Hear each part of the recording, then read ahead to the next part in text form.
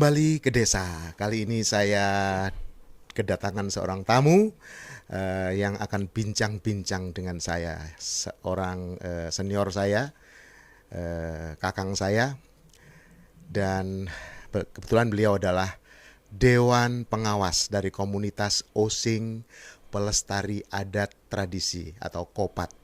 Inilah Kang Jijoni.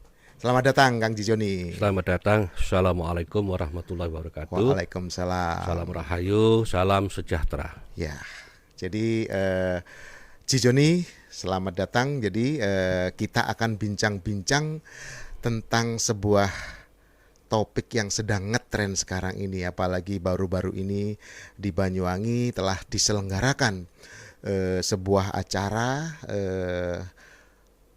yang merayakan 100 tahunnya Nahdlatul Ulama NU Banyuwangi, dan dihadiri oleh Bapak Presiden kita, Bapak Jokowi. Jadi kali ini kita akan berbincang-bincang tentang Islam Nusantara dan kaitannya dengan NU tentunya, dan kaitannya dengan adat tradisi yang ada di Banyuwangi. Jadi tidak salah, kali ini yang kami menjadi narasumber kami adalah Kang Jijoni, yang setahu saya Kang Jijoni ini adalah sosok pernah berpengalaman di Dewan Perwakilan Rakyat Banyuwangi, daerah Banyuwangi, dari fraksi PKB. Ya, Partai Kebangkitan Bangsa PKB, dan juga tidak asing lagi Kang Jijoni ini aktif juga di NU. Begitu ya Kang Jijoni. Itulah perkenalan dari saya. Silahkan Kang Jijoni melanjutkan kira-kira apa yang perlu disampaikan, pengalaman Jijoni di DPR atau latar belakang pendidikan, latar belakang keluarga. Juga monggo silahkan Jijoni, santai saja, perkenalan dulu sambil ngopi Kang. Ini kopi dari warung Kemarang, hanya 5.000, dan suguhan kocur dan onde-onde silahkan dinikmati sambil kita berbincang-bincang ngobrol. Monggo Jijoni. Terima kasih. Yeah. Nama saya Muhammad Joni Subagio. Kang saya dilahirkan di sebuah dusun di salah satu desa Benelan Kidul, Kecamatan Singgonjuru, Kabupaten Banyuwangi. Singgonjuru ya Kang? Singgonjuru. Beneran. Okay. Jadi setelah umur 2 tahun saya diambil oleh kakek nenek saya di Desa Regojampi. Sehingga waktu itu saya, masa-masa kecil saya itu yang paling teringat di benak saya itu adalah hidup di Regojampi. Regojampi malah ya. Sekolah sampai kelas 2 saya ditinggal oleh kakek saya, sehingga praktis saya hidup dengan nenek saya di Regojampi. Sementara bapak ibu saya juga meninggalkan saya. Pengalaman saya Kang Wowo. Jadi sekolah saya itu mulai SD sampai SMA itu penuh dengan dinamika. Artinya saya sampai SD itu saya masuk pertama itu di Madrasah Islamiyah Regojampi.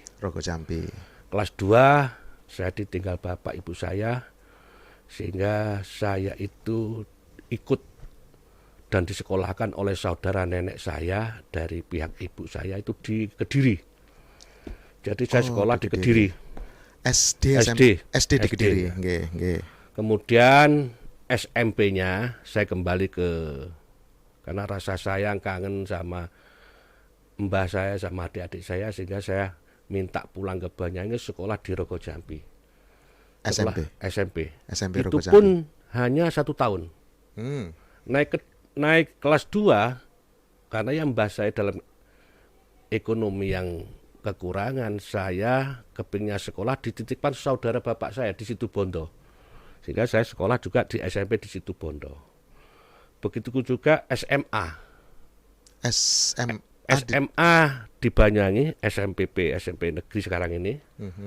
Itu pun karena waktu itu, karena saya itu tidak dalam asuhan orang tua, saya itu bandel usia sekolah saya itu. Sehingga Saya oleh SMA itu dinaikkan kelas 2, tapi tidak boleh sekolah di SMA, suruh pindah. Oh, disuruh pindah sekolahan. Akhirnya saya pindah ke Genteng waktu itu, di SMA Negeri Genteng. Di sana sekali lagi karena saya bandel, ya karena saya itu nggak ada yang ngawasi, saya hidup itu ya langsung didikan alam, oleh Allah dididik lewat alam. Sehingga ya karena bandel saya, sehingga mbah saya itu kepinginnya saya itu lulus sekolah, tapi karena tidak ada yang ngawasi, dititipkanlah saudara mbah saya di Madiun. Kebetulan mbah saya itu tentara. Oh, Jadi saya kelas 2 dipindah dari Genteng dipindah ke Madiun. Ikut saudara mbah saya tentara. Di sana sekali lagi, ya karena memang karakter saya itu sudah beling, seneng berantem lah istilahnya. Sehingga oleh mbah saya, kebetulan namanya adik sepupunya dari mbah saya ditawari untuk masuk tentara. Nah, waktu saya nggak paham di Madiun. Iya, saya nggak paham tentara itu apa, bagaimana. Pokoknya saya pikir daripada ikut orang terus, mendingan saya tuh lepas, tidak ikut orang tapi punya status yang jelas. Hanya saya masuk tentara Di Madiun. Pendidikan secata di Magetan. Itu pun saya belum tahu kalau tentara itu punya tahapan, punya jenjang kepangkatan. Tahunnya setelah saya 3 bulan mengikuti pendidikan di secata Magetan, baru ngerti, oh tentara ternyata itu punya pangkat, punya jenjang. Sementara saya sendiri ini masuk ini di paling strata militer paling rendah. Iya. Sementara dalam jiwa saya, dalam hati kecil saya ini, saya juga saya itu punya tuntutan, punya cita-cita. Cita-cita saya itu kepingin jadi komandan. Kalau saya masuk di Tamtamet, kapan jadi komandan gitu Bapak? Iya. Ya setengahnya guyon. Iya. Hanya alhamdulillah saya pendidikan selesai di pendidikan dasar militer di Secata Magetan itu. Hanya saya dipindah ikut kecabangan, kejuruan lanjutan. Jadi di Cimahi, di Bandung sana, saya mengikuti pendidikan kejuruan polisi militer PM. Hanya berapa bulan setelah saya sudah lulus pendidikan kejuruan polisi militer di Cimahi, Bandung itu, hanya saya dinas di Surabaya, di Brawijaya. Oh, dinas menjadi tentara di resmi saya Surabaya. Dinas, betul. Dinas. Dan waktu itu kan saya kan baru kelas 2 SMA. Iya. Lah momentum itu saya gunakan karena saya sudah punya duit sendiri, punya gajian, saya gunakan untuk sekolah, menamatkan SMA saya. Oh, sambil menjadi tentara Saya menyelesaikan sekolah SMA-nya. Terus berlanjut sampai saya dinas setelah di Malang, terus di Jember. Di Jember kebetulan depan markas kami itu, tempat kantor dinas saya itu ada perguruan tinggi swasta namanya Muhammad Seruji atau Moser. Ya, Muhammad Seruji. Akhirnya saya sekolah kuliah di sana, masuk, saya daftar, ambil jurusan hukum. Oh, hukum. Sehingga dalam perjalanannya setelah pangkat saya turun dari Tamtama prajurit 2 naik ke prajurit 1. Nah, waktu itu saya itu sudah, kalau sekarang itu sudah semester 5, sudah paham tentang ilmu hukum, tentang aturan. Di satu sisi dalam komunitas kedinasan saya, waktu itu mohon maaf, tentara waktu itu atasan saya, komandan saya, komandan regu, komandan peleton itu ternyata itu sekolahnya hanya lulusan SR, SD ya sekarang. Iya. Satu sisi saya dengan prajurit 1 itu sudah hampir sarjana hukum. Sehingga banyak hal-hal yang terlalu bertentangan dengan pemahaman saya dalam kedinasan ini. Karena tentara itu apapun alasannya, kalau sudah kalah pangkat ya siap salah. Sehingga inilah top down dari atas pemerintah ke bawah. Satu sisi saya pengen cita-cita jadi komandan. Kalau saya teruskan saja, kira-kira prospek saya untuk jenjang karir saya di militer itu kan belum jelas. Satu sisi saya sendiri orangnya pemberontak, pemberani bandel, saya itu sering ngelawan. Jadi Jijoni ini latar belakang pendidikan SMA kemudian tidak selesai, lalu sekolah menjadi tentara, setelah menjadi tentara sarjana hukum, namun akhirnya berkarir di politik. Nah ini ya, canggihnya ini Jijoni ini. Jadi seperti itu. Kemudian dilanjutkan Jijoni di politik nih ya, masuk di politik. Startnya dari mana kok bisa masuk politik? Wong sarjana hukum, tentara. Kemudian startnya di mana dan akhirnya pengalaman di politik berkiprah sampai 2 atau 3 periode. Silakan dijelaskan. Jadi Jijoni. saya lanjutkan setelah saya selesai kuliah hukum S1, saya mengajukan permohonan berhenti dengan hormat dari tentara. Ikatan Dinas Militer Sukarela. Sempat berapa tahun di tentara? Saya sudah hampir 7 tahun Waktu itu 7 tahun ya. Sudah pangkat prajurit 1. Sudah naik ya, 2 kali lah ya. Sekali. Oh sekali naik ya. Jadi saya sudah, alhamdulillah saya dapat izin keluar dengan pengajuan berhenti dengan hormat. Ya. Hanya saya pulang ke Banyuwangi, Pak Wawok. Oh, setelah berhenti dari tentara pulang ke Banyuwangi. Nah itu asal muasalnya menjadi politisi. Sementara keluarga besar saya di Banyuwangi ini kan punya yayasan pendidikan, mulai tingkat SD, sekolah dasar, MI, sanawiyah sampai SMA. Lah saya waktu ketua yayasannya adalah almarhum Pak D saya. Karena Pak D saya meninggal, saya suruh menggantikan. Lah dari sinilah saya terus interaksi langsung dengan tokoh-tokoh, dengan organisasi Nahdlatul Ulama. Itu tepatnya tahun 89. Iya, tahun 89 sudah berkecimpung di NU. Ya. Sehingga di NU saya tidak di NU-nya, tapi di badan otonomnya, Pak.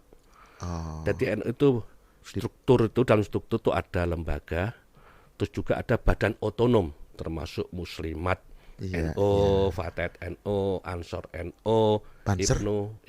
Banser itu bagian daripada Ansor. Oh, Ansor. Nah, saya di Ansornya. Iya, di Ansornya. Dari Ansor, lah kebetulan saya itu punya basic militer. Saya oleh rekan-rekan dari senior-senior ditunjuk menjadi komandan Banser di Rogo Jambi. Oh iya. Nah ini mulai pintu masuk cita-cita saya. Kalau latar belakang tentara tadi masuk komandan Banser. Akhirnya di situ loh pintu gerbangnya politik ya masuk. Ya. Akhirnya sampai saya jadi pengurus Ansor tingkat kabupaten. Kepala Staf Banser Kabupaten Banyuwangi bersama-sama dengan komandannya, yakni Dr. Andes Haji Abdillah Rapsanjani. Nah dari situ sehingga pada tahun 88 setelah reformasi terjadi, itu NU membuat partai baru. 98 Kang. Lah ya 98 mohon maaf. 98 buat partai baru setelah Pak Harto lengser. Sehingga di partai lah saya direkrut. Karena saya itu namanya Joni Subagio, kan nggak pantas kalau jadi pengurus NU. Nah, pengurus NU kan mestinya kan Abdurrahman, Abdul Malik, Ali Maki dan sebagainya. Kalau saya kan cenderung nama saya kan terkesan terlalu modern. Iya, Joni Subagio lah. Saya pilih saya itu di jalur politik. Dan kebetulan waktu itu oleh ketua PKB Kabupaten Banyuwangi DPC, pertama kali saya itu ditunjuk diserai sebagai komandan Satgas PKB Kabupaten Banyuwangi. Komandan Satgas PKB. Iya, jadi komandan, saya sudah jadi komandan cita-cita sudah terpenuhi. Iya, terpenuhi. Akhirnya dari sini saya mulai belajar berorganisasi di NU, belajar berorganisasi politik praktis, dibimbing oleh para senior-senior waktu itu, sehingga pada akhirnya saya juga mampu memimpin PKB di Kabupaten Banyuwangi selama 3 periode. Ya. Dan alhamdulillah juga saya diberi ketua PKB selama 3 periode. Ya, di dewannya? Di dewannya saya 2 periode. 2 periode. Jadi saya nggak pernah jadi anggota, jadi langsung jadi pimpinan DPR. Jadi langsung pimpinan DPR. Ya, fraksi PKB. Ya. Ketua PKB Banyuwangi sekaligus pimpinan DPRD Kabupaten Banyuwangi dari fraksi PKB. Ya, 2 periode. Itulah kira-kira. Iya. Sementara keluarga saya, anak-anak saya punya 6 anak, Pak Wowo. Ya. Yang pertama itu perempuan. 1 ibu, 6 anak? 2 Oh, 2 anak. Okay. Jadi Kebetulan yang lama kan meninggal dunia. Oh ya. Jadi yang pertama perempuan, 5 adiknya laki-laki semua. Wah. Dan alhamdulillah yang 4 ini sudah lulus sarjana semua. Ada yang 2 S1, yang 2 juga S2, dan alhamdulillah sudah mandiri, sudah berumah tangga. Ya. Tinggal 2 ini, yang nomor 5 ini sekarang insya Allah di tahun 2023 insya Allah nanti wisuda di Jakarta. Yang satunya masih baru masuk di Madrasah Aliyah Negeri Banyuwangi, jadi SMA. Paling kecil ya. Paling kecil. Paling kecil. Dan saya tinggal di Kota Banyuwangi, tepatnya di Kelurahan Kebalenan, Kecamatan Kota Kabupaten Banyuwangi. Ya, demikianlah perkenalan kita dengan sosok yang mulia Cijoni sebagai Dewan Penasihat Komunitas Osing Pelestari Adat Tradisi, yang kali ini sengaja dengan latar belakang beliau kami akan membahas sebuah topik yang kami beri judul Islam Nusantara dan pengaruhnya kepada adat dan tradisi yang ada di Banyuwangi. Baik, Cijoni, pertanyaan yang saya ajukan pertama kali, sebenarnya yang dimaksud Islam Nusantara ini? Jadi terima kasih. Jadi Islam Nusantara itu sebetulnya adalah semangat dari para ulama-ulama yang ada di pengurus besar Nahdlatul Ulama PBNU waktu itu. Jadi Islam Nusantara itu adalah Islam khas yang ada di Indonesia. Jadi perpaduan antara nilai-nilai Islam secara teologi dan nilai-nilai tradisi yang ada di Indonesia, adat istiadat yang ada di Indonesia. Sehingga inilah yang disebut sebagai Islam Nusantara.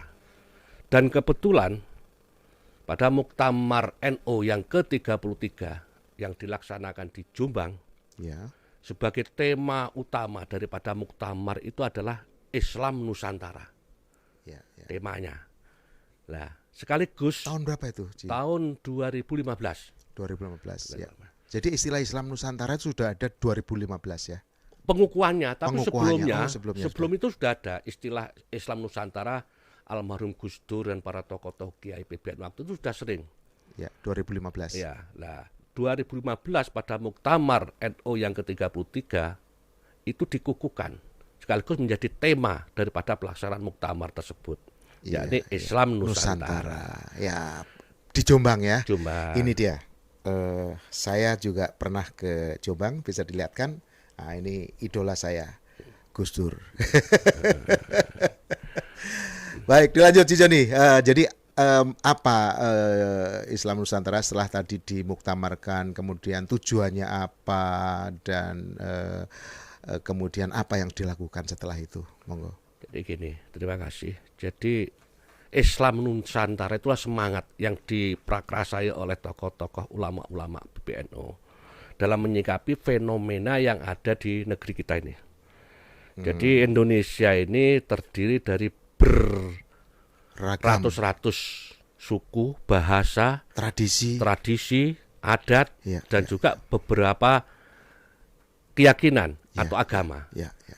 Sehingga negara dalam hal ini itu harus punya sikap yang jelas untuk memanage kepentingan, untuk mensejahterakan dan mengamankan semua warga masyarakat Indonesia.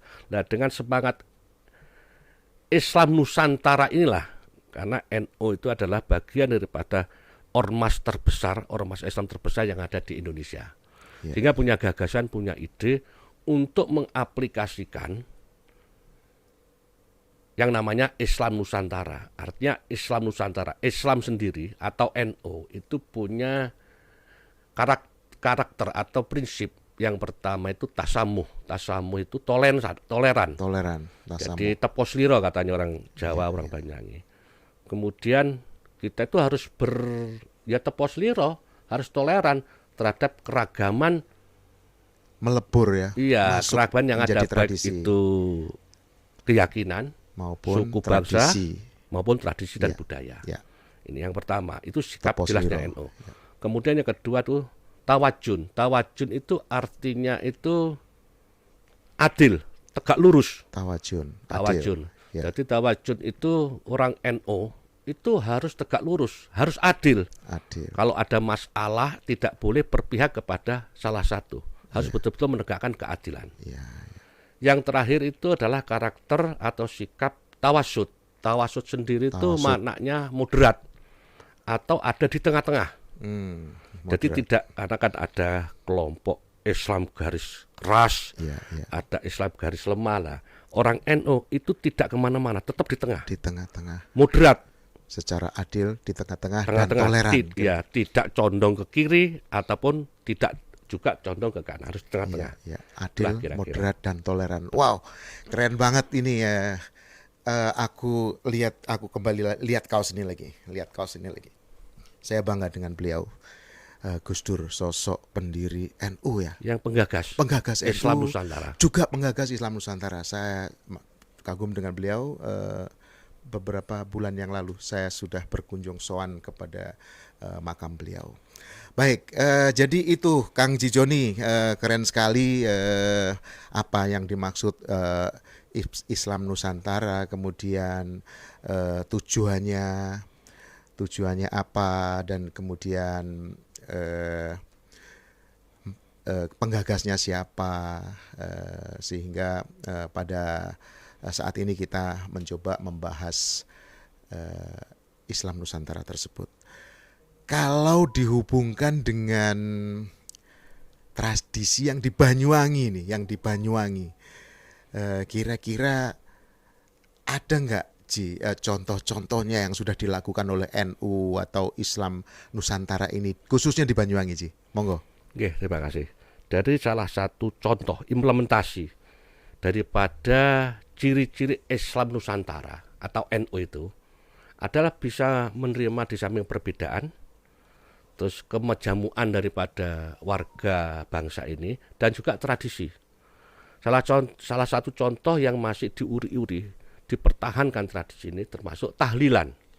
Tahlilan itu kalau ada orang meninggal, itu orang NU biasanya melakukan pengajian tahlil. 7 hari 7 malam sih. Mulai sehari, 2 hari, sampai 7 hari. Iya, 7 hari. Sampai ada 40 harinya. Ada yang 40 harinya. 100 harinya. Iya. 1 tahunnya dan 1000 tahunnya. Itu tradisi. Hanya ada di Islam Nusantara. Ya, Islam Nusantara ini. Oke. Termasuk peringatan-peringatan hari besar agama seperti Syawal, hari raya besar. Satu suro, ya, Ji. Satu suro itu kan tradisi-tradisi yang tetap dilestarikan oleh NU. Iya. Grebek kalau di Jawa Tengah. Grebek ya. Selamatan Desa itu. Terus kalau di Banyuwangi itu ada peringatan Maulid, itu ada endok-endokan. Endok-endokan, di mana ya itu saya terkenang sekali ketika masih kecil, Ji. Selalu itu yang kita bayangkan ketika Muludan. Kita datang ke ada acara mengeliling-keliling kampung bawa endok-endokan, Ji. Itu tidak ada di Islam yang lain ya, Ji ya? Tidak ada. Ini ada di Islam tradisi Nusantara. Banyuwangi. Oh, tradisi Banyuwangi. Jadi sejarahnya kurang lebih seperti ini, Mas Wawo. Jadi dulu itu tokoh ulama tua di Banyuwangi itu namanya almarhum almarhumah Kiai Haji Abdullah Fakih Cemoro. Nah, itulah ulama Banyuwangi asli. Yang mana santri-santri yang ngaji di Cemoro itu adalah orang Using, orang Banyuwangi Usling. Lah rupanya Using waktu itu penyebarannya paling utara itu ya sekarang Kecamatan Kalipuro. Menyangkut Piarogo Jampi, termasuk Glagas ini, Lecin, Singonjuru. Ke selatan paling jauh itu Kecamatan Benculuk. Ke barat waktu itu sampai ke Glimor. Jadi kalau Kali Baru itu tidak masuk. Jadi santri ini biasanya orang ini komunitas Madura itu ngajinya Kali Baru, Muncar sama Wongsrejo itu ngajinya ke Sukorejo. Ya, almarhum Kiai As'ad. Jadi nah, sementara di Usingan ini yang mana santri daripada Cemoro itu Mbah Yai waktu itu, Mbah Yai Sepuh, Mbah Yai Abdullah Fakih itu konon ceritanya, kebetulan saya juga pernah melakukan penelitian, penelusuran daripada tradisi endok-endokan. Itu kira-kira pada tahun ini yang cerita tuh Pak D saya kebetulan santri langsung dan beberapa saudara-saudara dekat saya yang juga jadi santri utama di Cemoro itu. Beliau cerita pada waktu itu sekitar akhir tahun 1925. Itu Mbah Yai Abdullah Pakih itu ditimbali oleh gurunya, yakni almarhum Al-Makturah Kiai Holil Bangkalan. Jadi bukan hanya Mbah Yai Abdullah, seluruh santri-santrinya, alumni santri Bangkalan itu dipanggil, termasuk Dr. Syekh Hasyim Asy'ari waktu hadir. Lah, kira-kira itu amanat yang disampaikan oleh beliau Mbah Holil Bangkalan itu bahwa saiki iki nang tanah Nuswantara wis mudhun kembange Islam. Kembange Islam arupa kaya dene endhog. Endhog iku kudu ana kulite, ya kudu ana isine. Artinya isinya itu adalah Islam Ahlus Sunnah wal Jamaah. Lah harus diwadahi, ditaruh pada suatu media wadah, ditutup kulitnya itu seperti telur. Kalau enggak keleleran ini. Begitu juga kalau cuma kulit-kulit saja tidak ada isinya, ya enggak ada manfaatnya. Oleh karena itu beliau amat kepada para santri-santri sepuhnya, termasuk Dr. Hasyim Asy'ari, Mbah Wahab Asbola, Mbah Bisi dan lain sebagainya, itu agar supaya menindaklanjuti katakanlah tausiah daripada guru besarnya itu. Lah Mbah Yai Abdullah Pakih, khusus Mbah Yai Abdullah Pakih membawa berita ini ke Banyuwangi, lalu diimplementasikan dalam kegiatan peringatan Maulid Nabi di Banyuwangi pada 1925 waktu itu.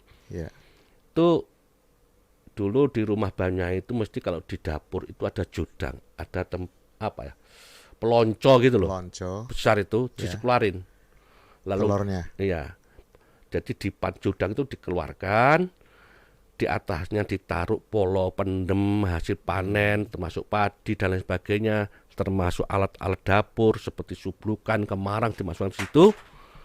Terus sama Mbah Yai itu dikasih gedebok kanan kirinya, lalu ditancep itu kembang dok itu. Nah, akhirnya dari santri-santri dibawa pulang ke daerahnya masing-masing. Makanya awal cerita kembang dok itu adanya cuma di suku Using Banyuwangi. Mulutan itu ada di Banyuwangi. Saya sudah pindah-pindah tempat di Riau, tidak ada. Di Jakarta juga tidak ada. Itulah tradisi Islam Nusantara dan NU. Itu Pak Wawo. Keren. Jadi menyatu, melebur dengan adat tradisi setempat, tidak saling meniadakan, tapi justru tumbuh bersama dengan tradisi saling mengisi. Keren. Islam Nusantara dan adat tradisinya. Ada lagi Ji, saya juga di kampung saya di sini di Kemiren ya. Di Kemiren itu ada Iterbumi. Apakah itu juga bagian dari Iterbumi? Termasuk itu kan dalam rangka dilaksanakan pada bulan Syawal. Setelah Syawal itu bersih desa katanya. Bersih desa, selamatan desa. Itu tradisi Islam Nusantara. Ya ini NU yang dipelihara oleh NU sampai hari ini. Tetapi masyarakat Islam yang di bawah Islam Nusantara itu bersama-sama bersama-sama selamatan desa itu duduk di pinggir jalan ya, bersilaturahmi, rukun ya, tidak ada saling meniadakan, tidak mensirik-sirikan atau tidak. Itu keren, itu yang memang NU lah ininya ya, motornya untuk mengangkat ini. Kemudian ada juga kalau nggak salah di Bajul Mati di atas penataban itu Boyolangu Ji, di Boyolangu itu ada setahun sekali juga ada puter kayun ya. Ada puter kayun ya di Boyolangu, jadi menghubungkan melebur antara tradisi selamatan kampung untuk pergi ke Watu Dodol kalau nggak salah aja. Watu Dodol mereka menggunakan dokar kendaraan kuda yang membawa mereka dengan dihias ya, yang pergi ke Watu Dodol mereka Saya kurang paham apa selamatannya. Kalau nggak salah mereka nyelameti leluhur mereka yang ikut berjuang atau membangun di sekitar Watu Dodol sana, menjadi korban di sana, mungkin seperti itu. Yang itu kita bahas di subjek yang lain. Tetapi itu adalah salah satu contoh bahwa Islam Nusantara yang dijalankan oleh NU di Banyuwangi ini melebur bersama adat tradisi di Banyuwangi. Keren sekali, banyak lagi contoh-contoh di Banyuwangi adanya Islam Nusantara yang melebur dengan adat dan tradisi. Saya pernah menghadiri selamatan di kebanyakan suku Madura yang di daerah Keluncing. Juga mereka melakukan selamatan desa, berdoa secara Islam, namun tidak saling meniadakan, namun mereka saling mendukung sehingga masyarakat di sana hidup bahu-membahu, hidup secara toleransi, hidup secara adil dan moderat seperti yang disampaikan Ci Joni tadi. Ji, yang terakhir ini Ji, apa nih harapannya Ci Joni? Harapannya, karena banyak yang pro kontra tentunya Ji. Ada juga yang mengatakan harus murni, ya seperti itu. Gimana menurut Ci Joni dan harapannya terhadap pemerintah, terhadap NU, terhadap masyarakat? Kira-kira bagaimana nih Ci Joni? Kalau masalah NU tentang Islam Nusantara itu sudah final. Sudah final ya, dari NU muktamar secara, tadi ya. secara organisasi. Ya. Tapi namanya warga NU itu banyak. Ya. Jadi adalah dari person-person yang masih belum bisa menerima. Jadi ya sekarang mungkin kurang paham. Mestinya harus tabayun sebagai tradisi Islam, tabayun duduk harus bersama tabayun. Kita tanya. Ya. Kemudian yang perlu diingat bahwa Islam itu turun ke alam, ke bumi ini adalah rahmatan lil alamin, untuk membuat rahmat alam semesta. Lah perbedaan itu suatu rahmat.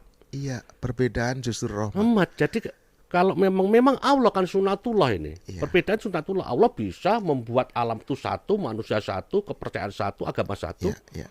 Tapi karena ini sunatullah dibiarkan karena sudah alami. Ya. Iya. Agar supaya dengan adanya Islam itu bisa membuat alam ini mendapat rahmat. Iya. Nah, soal perbedaan ya sah-sah saja. Yang penting kita sekarang ini harapan kami karena kita sudah sepakat hidup di negara kesatuan Republik Indonesia yang berdasarkan Pancasila dan Undang-Undang Dasar 1945.